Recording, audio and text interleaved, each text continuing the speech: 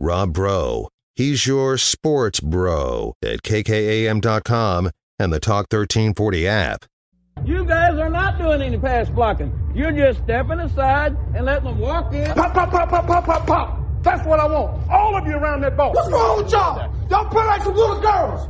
Y'all like y'all never played football before. These guys are nothing. You hear me? They breathe just like we do. Yes, sir. They sweat just like we do. Do you hear me? They went through 2 days. We went through 2 days in 110-degree heat. Yes, sir. I want you to hit everything to move. If the ref gets in your way, you hit him. Okay, then, let's play. But they're cheating us too. They're against us too. This is our team. This is us. Let's go right now. Let's get it off now. Let's go.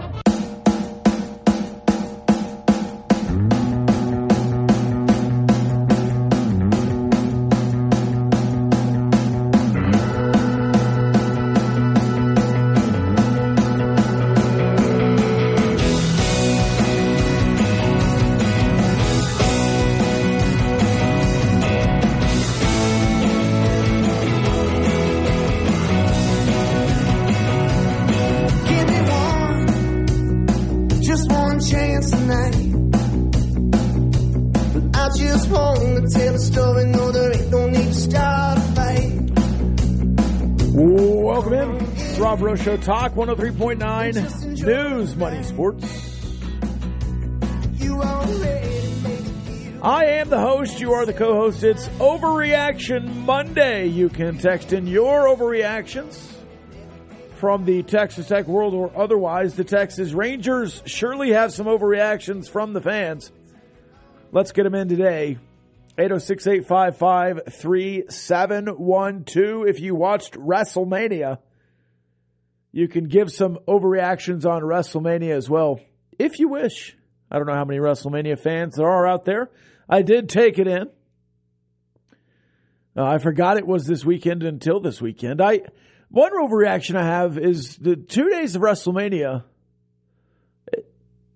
I don't know. It was good this year. There was enough quality that you got it through. Now, I've not watched wrestling. I was a big-time wrestling fan in junior high. Got into it again when my nephews were younger. They were really into it. That got me back into it. I've not watched a wrestling show, I don't know, in a year or two.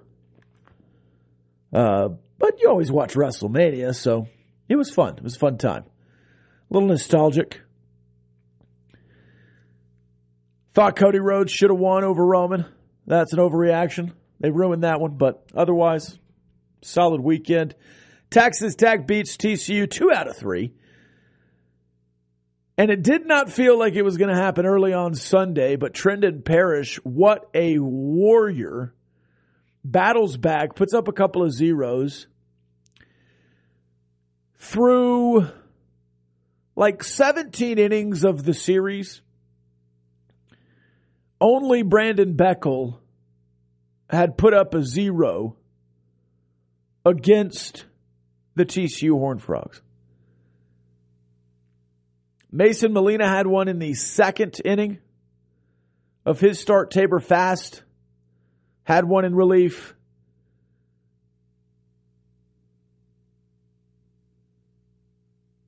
So Beckel and Molina threw like 15 or 16 innings. Then I think Fast had one. So 3 pitchers, 3 or 4 innings through 18. And then Trendon Parrish comes out and gives up a 3 spot with a bomb in the first inning.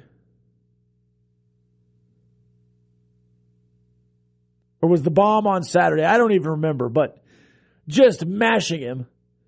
Mashing Parrish in the first inning. And it's like, okay, here we go. You go up, 3 down, I think, in the first inning. Game's over. That was my overreaction in the moment. Just good grief. It's Sunday all over again. Just like last year. You're not going to win on any Sundays in the Big 12. This is ridiculous. And then Trendon Parrish goes Super Saiyan. They had 2 hits in the first inning. And I believe 2 hits, 3 hits the rest of the game. Just what a performance from Parrish and Free and Beckel. I mean, you watch a game like that on Sunday, that's a bullpen that can win you a lot of games, and that's a bullpen that can get through a regional. And then you go back to the middle of Friday night, and you say, I don't know that this team can host. Now, offensively, this team is the best, if not top 2, top 3 in the Big 12 and maybe a wider swath offensively. They are very good offensively. I think there are some things you're still trying to figure out with the DH.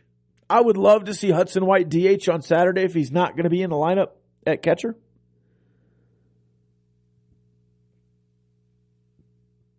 Otherwise, you're just really playing a tough stretch of schedule.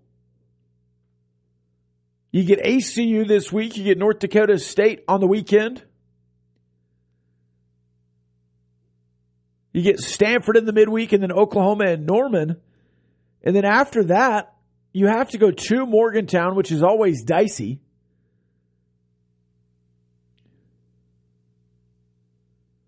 Otherwise, you have a lot of opportunities coming. You're 4-5 right now. There are 8 Big 12 series. That's 24 games. You're 4-5. What is the final record for Texas Tech in the Big 12? You can text that in as well. 806-855-3712. My overreaction for Texas Tech baseball, though, after this weekend against TCU and going 4-5 against the top 3 teams other than you in the conference, is that this team will host a regional. And I don't know if I would have thought that. I probably would have gone the other way if they had lost on Sunday.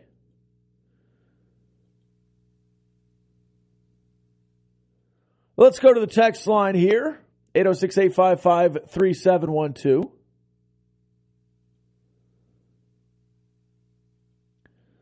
Overreaction Monday. In the next 10 years, we're going to need to build another building to hold all of our trophies from football, basketball, baseball, and softball. Wreck 'em, baby. And they did clarify men's and women's basketball. The women's national championship last night, I just want to say one thing on it. There was a lot of hemming and hawing last night around the championship. Yeah. Villains and heroes are what makes sports watchable.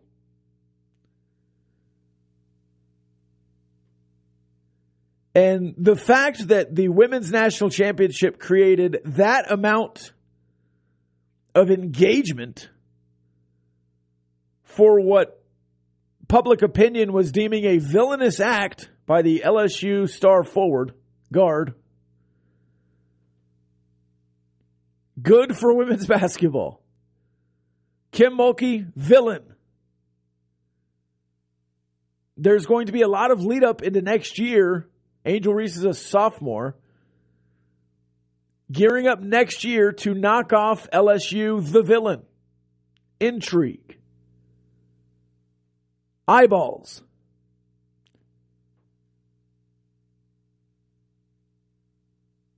Final thought. If you dish it out, take it. Oh, it was too much. It was classless. If you dish it out, take it. Sports. Rob, what a sports weekend. Hope you enjoyed your weekend. I did. I had some great times with some great pals. Here are the 2 overreactions from this texter, though. Rangers will win the World Series this year. Texas Tech will go to Omaha this year. This will in no way backfire or blow up in the texter's face, he says. He signs, love you, Grande Pollo. Love you too, man. Overreaction Monday, the Rangers will win the division and Texas Tech will be in Omaha. Oh, man. Overreaction, Tracer Lopez will be an All-American infielder. Now, he's got some numbers on his ledger right now that if you're just looking at the box are a little frustrating. But Tracer Lopez has played really, really, really good in the last 3 weeks in the Big 12. He has. He has been really good. And I absolutely think Tracer Lopez will be in the conversation for, depending on how everything else ends, all Big 12 freshman team. There are a couple of freshmen that are battling it out for freshman of the year. You have a great opportunity. Cash could be newcomer of the year. I think he's technically listed as a sophomore on the roster after transferring in from Texas. But yeah, I absolutely could see an All-American, a freshman All-American, or even a future All-American there for Tracer Lopez. He has really come on strong. Mr. Rob. Okay. The women's Final Four was clearly more interesting than the men's. Friday night, watching the undefeated South Carolina getting upset by Caitlin Clark, pouring in 41 points. The Saturday championship game was marred by phantom calls in the paint by this all-woman crew. All right. I don't know that you need to add to that. Then after every bad call, seemingly a makeup whistle, I feel it took Iowa out of any chance to win. Your thoughts, please. You see bad officiating, period, in every major event.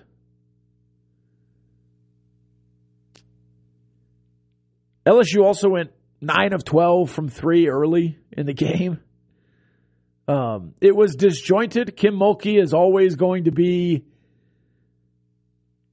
talked about. She's on the floor. She's running into officials. All this stuff. I am a little bit upset that the national championship game, anybody is only talking about the antics after the game, at the close, the you can't see me thing, or the officiating. And that happens way too often. In a big game in the NFL playoffs or in the Major League playoffs, we're talking about umpiring. We're talking about officiating. It's just really, really frustrating. In the TCU series this weekend with Texas Tech and Lubbock, there was a really small zone on Saturday. I think you could have, the Overreaction Monday, you could have swept TCU if the strike zone was a little bit bigger on Saturday. There were 3 or 4 RBIs that TCU had that came after what I felt like were strikeouts. I mean, it really felt like you struck a guy out. They called a ball. The at-bat continued. And he either got on base and scored, an inning didn't end and there was another run, or they got a hit in the next pitch. So that was frustrating. But you won the series, so you're not talking about umpiring. Now, TCU, the TCU podcasts and baseball people are really complaining. Really complaining. But that is what it is, in my opinion. Hey, Rob. Tadlock's teams battle. That's why I love his team so much.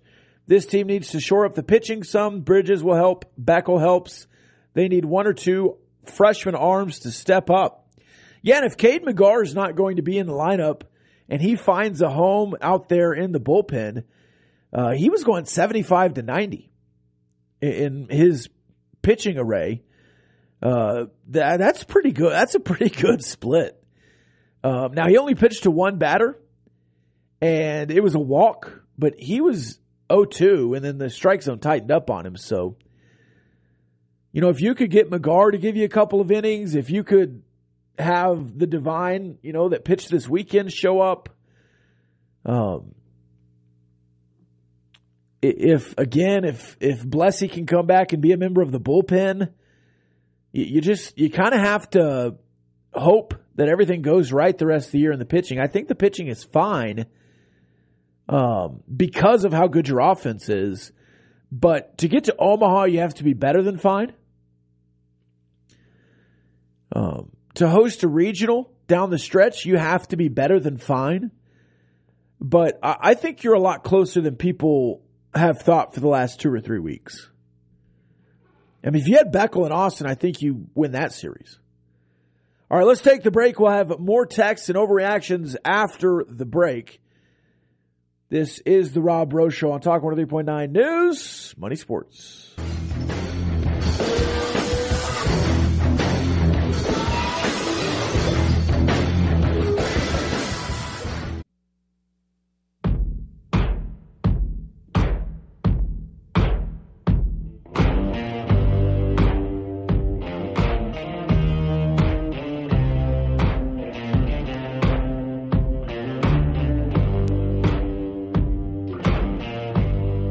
Welcome back. Rob Breaux Show, Talk 103.9 News, Money, Sports.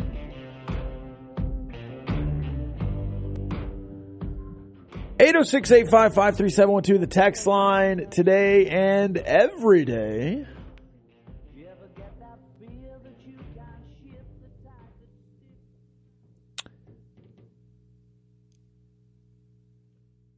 I do think that Texas Tech baseball is in a really good position. Again, you keep looking at the schedule, and you're going to have a lot of opportunities down the stretch. Now, you have to take advantage of those opportunities, but I think the 3 best Big 12 teams that you have to play have been played.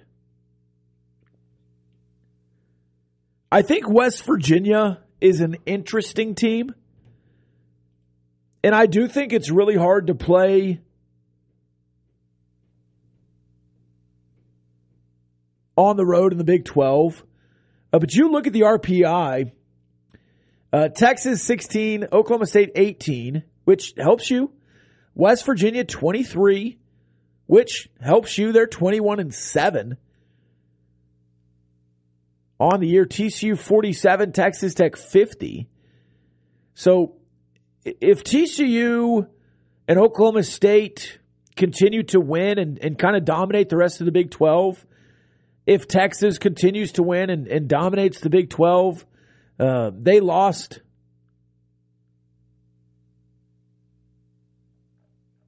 this weekend, 2 or 3 from Oklahoma State. But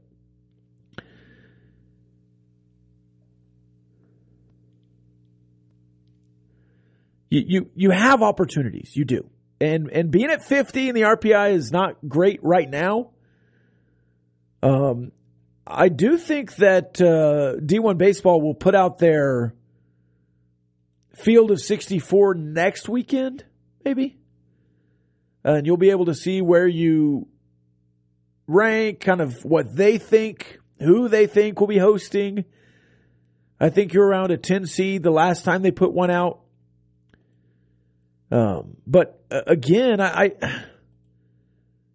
Even though it's Overreaction Monday, I'm trying not to get too far ahead of ourselves here with Texas Tech baseball. But you're a pitch or two away in Austin from being 5-4 or 6-3. You're Austin Beckel away, and I don't think you can discount how good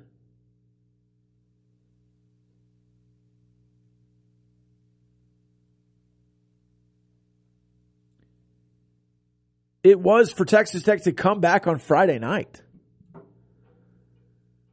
They were left for dead several times, and they scored 9 runs in an inning late in that game And Saarloos just left that kid in there, walking in runs and hitting by pitches and getting runs in that way. I mean, that was fairly incredible. The mismanagement from Saarloos.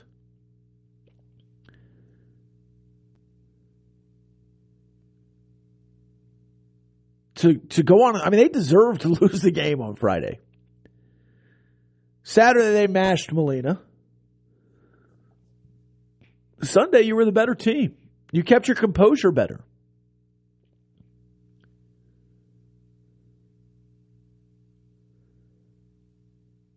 And that game nearly got out of control early. Saarloos out there, Tim Tadlock out there early. Saarloos eventually gets tossed after their best player gets tossed, Braden Taylor.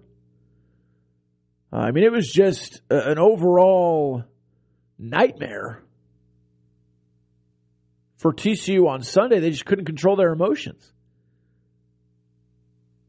And, you know, remember the Titans, attitude reflect leadership. Saarloos couldn't control his emotions.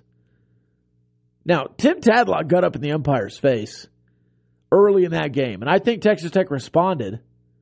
I kind of thought Tadlock was going to get tossed as a message to the team, but in the Big 12, you can't just get tossed willy-nilly because you get suspended for games. But going into the series against ACU and or the midweek against ACU and the series against North Dakota State, that kind of was a spot to get ejected.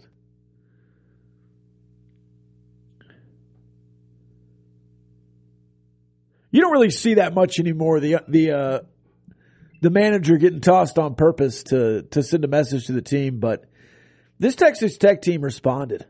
Absolutely responded. And Tim Tadlock teams generally do, but I think this team is special in that way.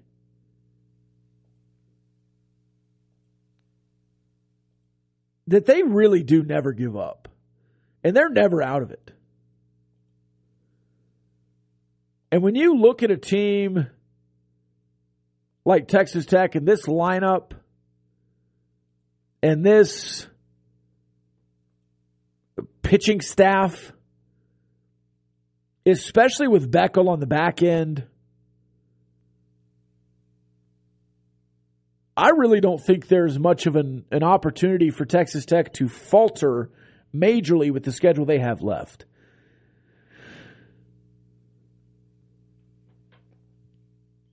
By the way, Oklahoma got hammered in game one of that series against Stanford. And what they did after was shocking to me. Shocking. We'll talk about it when we come back. We'll also look at the rest of the Big 12 scoreboard from the weekend. It's Rob Breaux Show, Talk 103.9 News, Money Sports.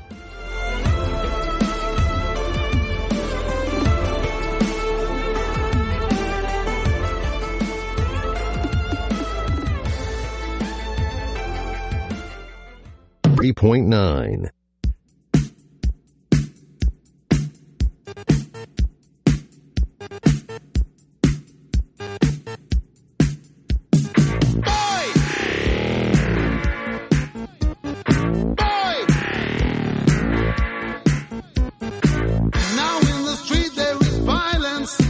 Welcome back. It's Rob Breaux Show, Talk 103.9 News, Money Sports. Looking at the weekend, some overreactions. Oklahoma not dead yet. They're 2-4 through two series in Big 12 play, beating TCU in a series, and then losing to Kansas State in a series in Manhattan. Being swept, by the way, by Manhattan. But they lost 23-11 against Stanford on Thursday. On Friday, they beat them 2-0. On Saturday, they beat them 6-5. And then just now realizing that was a 4-game series, so they did end up splitting. Stanford beat them 16-5 on Sunday. But to lose 23-11, and Oklahoma used 9 pitchers to come back and be able to get 2 on Friday and Saturday says a lot about what Oklahoma is trying to do there in Norman. Now, they were not very good early last year and really went on a tear through the end of last season and all the way to Omaha. But that is, they're digging themselves in a difficult hole this year.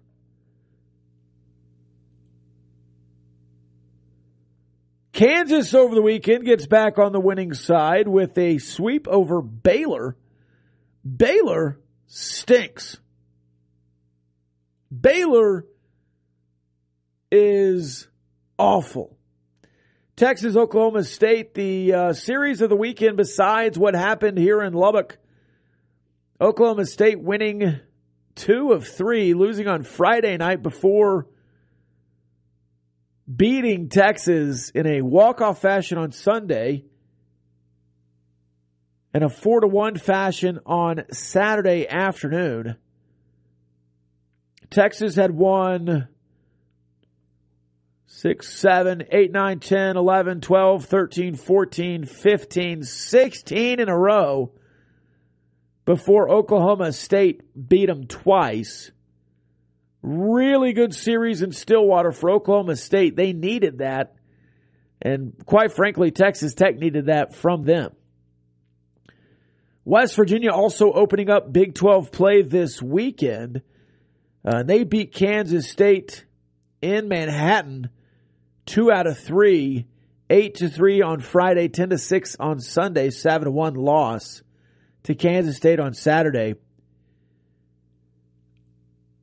West Virginia, I think we need to start talking about West Virginia as one of the best teams in the Big 12. 2-1 in conference play. The RPI is what it is. They're better than you. You need them to win, and you need to beat them to really feel good about getting back up into the conversation for some hosting and maybe even national seed type conversations. A sweep in Morgantown would go a long way to do that. You don't play them until the middle of May. They're the next to last series. So there's an opportunity there. But you need them to keep winning by the time they get there. Before they get to Lubbock, they do have a tough schedule. Oklahoma State, TCU in back-to-back weekends. And then they play Oklahoma. They finish with Texas Tech and then Texas. So a tough stretch for West Virginia coming up. They finish their season much more difficult kind of finish as opposed to what Texas Tech has with Kansas State, Sam Houston, West Virginia, and Kansas finishing out the year. But I don't think Kansas State is a bad team by any means. They've kind of been an inconsistent team. But again, before you get back into Big 12 play, you have a weekend series against North Dakota State, which will be an interesting time. Let's go back to the text line, 806-855-3712. It's Overreaction Monday. Plenty to overreact about. You could even overreact about UConn winning the national championship tonight if you think that will happen. They're 7.5-point favorites over San Diego State. This texter, what are ways of becoming a better fan of baseball and watching a 3 to 5 hour college game? So much waiting around and gaps of innings, pitching changes, injury breaks, reviewing so many plays. Compared to football and basketball, it's a sport that requires knowledge of the game but continues to lose fans. What could improve it? I've got some thoughts on this. This game series debacle that was over the weekend had some serious issues. Now, when you're scoring a lot of runs, the game takes longer, okay? More batters, more time. That's natural. But when you have so many reviews and you have batters walking around the bases on home runs or walking back to first base. And I'm not just talking about like a brisk walk. This is a slow, deliberate walk back to first base on TCU's side, I might add. When you have the pitch clock expiring during the wind up, and you take a step out and charge a ball, like on a delay of game, you get the extra second. It's like, all right, well, they're snapping the ball as it goes to 0. You're not blowing the whistle and calling that. There has to be some give and take there on the pitch clock. The pitch clock is there to speed up the game. If you're pitching while the pitch clock expires and the umpire steps out, calls timeout, gives the ball, that takes more time than just letting the pitch come in.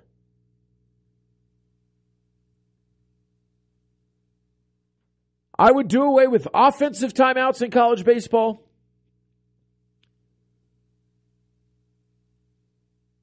I would limit the number of reviews. I would not let officials or umpires initiate reviews. It has to be a challenge, and you only get 2 of them. Use them wisely.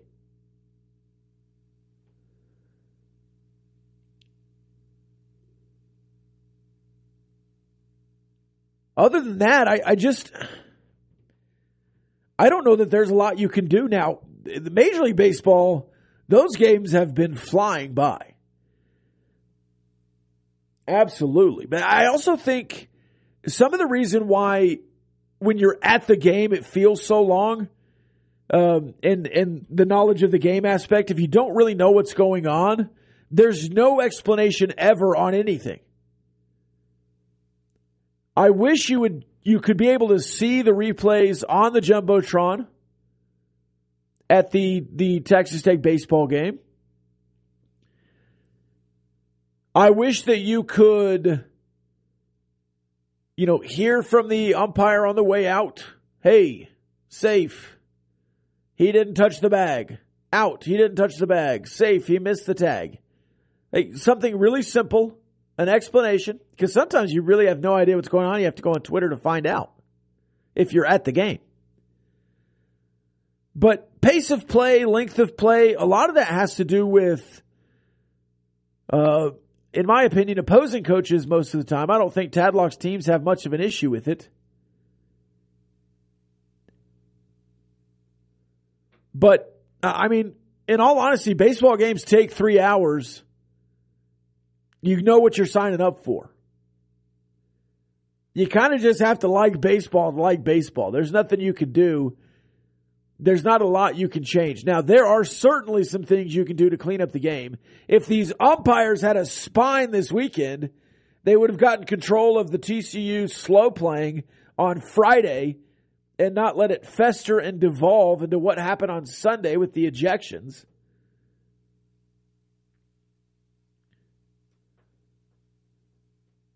But most of it goes back to just umpiring. If this crew enforced the weekend, you could have had a quicker game. Now, I'm not saying after a double fake steal you have to sprint back to first base. But standing at second for 5 seconds and then adjusting your gloves on second base and then walking as slow as humanly possible. Now, what is that? 20 seconds of game time? All right, fine. But if you do that 3 times, that's an extra minute, 2 minutes, 3 minutes into the at-bat. And then if you have 6 at-bats like that, it's an extra 15 minutes in an inning. Beyond the 20-minute inning. So you take a 20-minute inning into a 35-minute inning. You got to play 9 of those. That's why the Friday game was 4.5 hours. I think according to Jeff Haxton, there were 13 hours of games this weekend. Three games in 13 hours. I mean, it takes some commitment to be a baseball fan. It does. I think the pitch clock has really helped Major League Baseball. I think that really did fix a lot of issues. But the pitch clock's been around in college baseball. There's nothing to add to the pitch clock. The pitch clock's been there. How they enforce it, consistency, strike zones. The game would go faster if the strike zone was bigger. It would. Now, it has to be consistently better on both sides. I thought there were bats both teams should have issue with.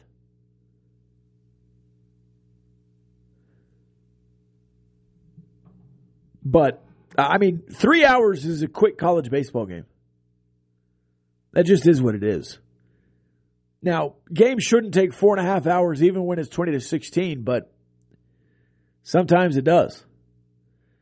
I thought there was a way too prolonged conversation with the umpires twice from TCU. There was a couple of injury timeouts, and I'm not going to say anything about injuries too far, but like at some point, all right, let's go. Like you got hit, you don't need to roll around in the dirt and take 5 minutes to walk it off.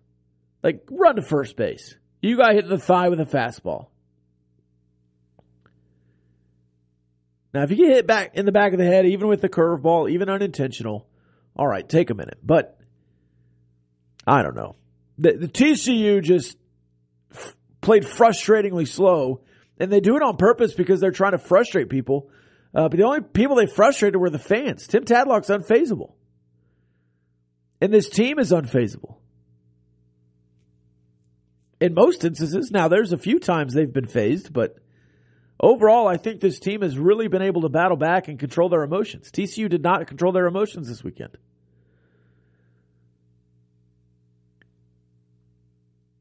But I do agree that college baseball needs to be better. They need to do better. What that is, I don't know, because you don't have a bloated broadcast. It's just the game that takes long.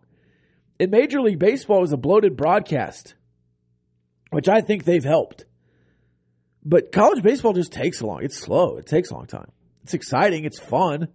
I had a lot of fun this weekend at the ballpark. Certainly more fun when you win, but. All right, let's take the break. When we come back, we'll wrap up the show. We'll wrap up Monday. We'll give you another overreaction. It's the Rob Breaux Show. Talk 103.9 News, Money Sports.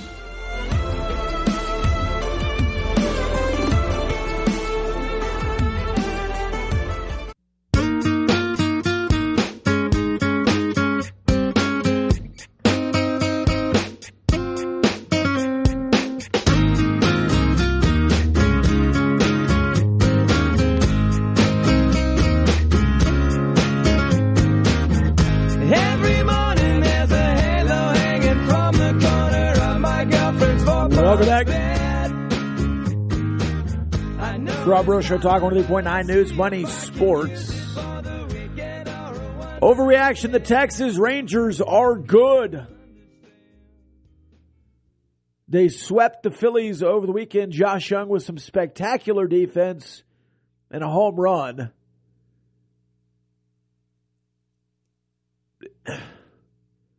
Grossman is going to be a good addition. Adolis Garcia, they have faith that his lineup prowess will help his defense. Not a bad defender by any means, but certainly not an elite center fielder. Look good this weekend. Now, the Phillies, without Bryce Harper, they played in the World Series last year, but were not a great team heading into the final stretch and then kind of got hot. Not kind of got hot, got really hot. But I think they only won, 87 games and then played in the World Series? A couple of upsets along the way. Lost to the Astros. Speaking of the Astros, the Texas Rangers in first place in the AL West. We'll see how long that continues. The Rangers play tonight And if you don't have like a cable subscription or something else, you cannot watch the Rangers. Even if you get the Bally Sports app, they black out the Rangers in Lubbock, Texas, because, you know, you could just drive over and watch.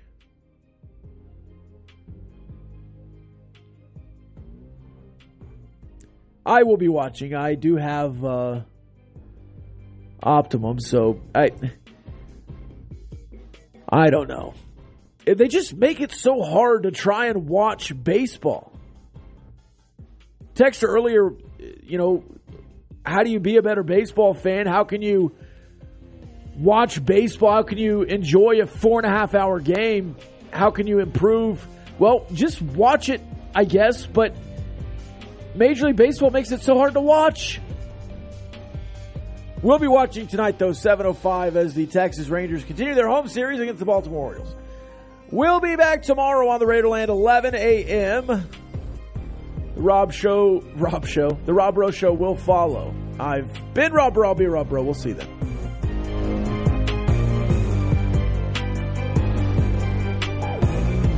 The views and opinions expressed by the participants on this Talk 1340 program are not necessarily the views of Talk 1340, its advertisers, staff, management, or Town Square Media.